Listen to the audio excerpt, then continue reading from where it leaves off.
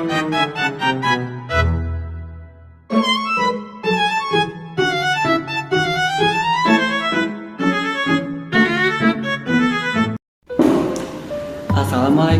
warahmatullahi wabarakatuh. Perkenalkan, nama saya Hasbi Nafal Ramadan.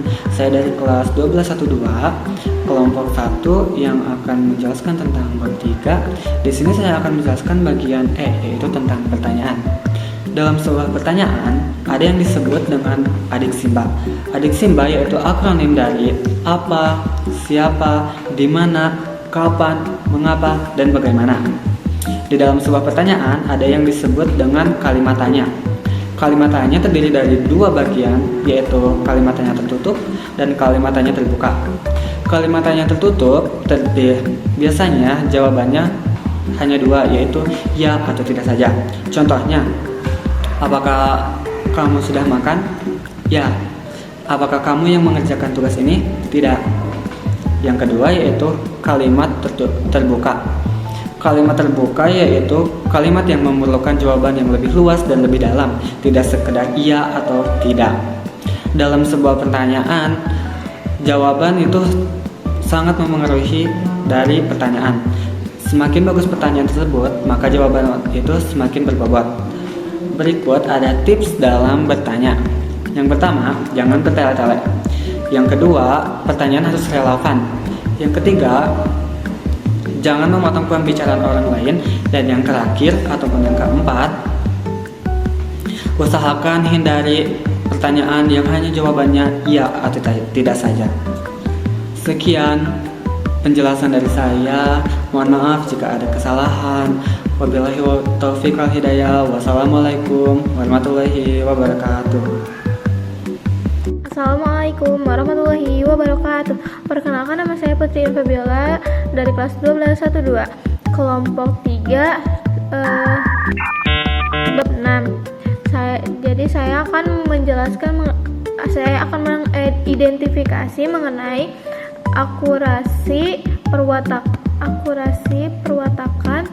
dan perwatakan alur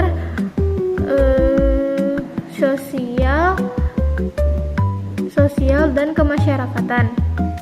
Jadi di novel ini tuh ada 5 tokoh. Yang pertama tuh Sultan Duano. Nah, wataknya tuh teguh, religius, sama dia tuh peduli banget sama desanya.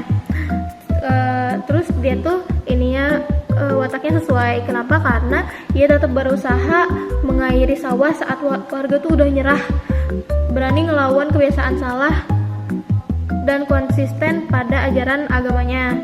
Nah, terus yang kedua tuh ada penduduk desa.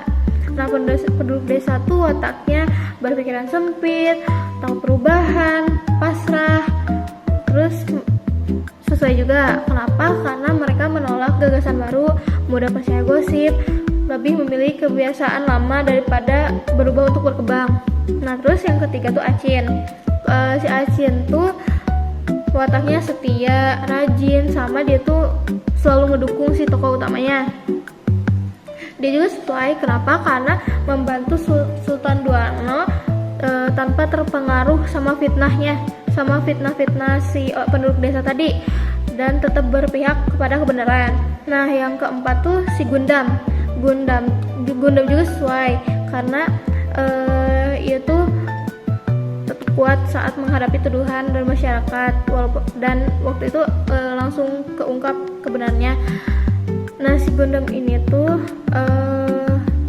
dia tuh pasrah, enggak pasrah, lebih ke tabah dan peduli kepada sosial. Dia tuh korban fitnah sosial. Terus yang kelima tuh si Iya tuh wataknya keras, emosional, dan dia tuh sumber dari konflik yang ada di novel ini. Dia juga sesuai karena tindakannya yang dipicu oleh amarah. Terus dia tuh nyimpen rahasia juga, jadi dia memperkuat si konflik dari ceritanya.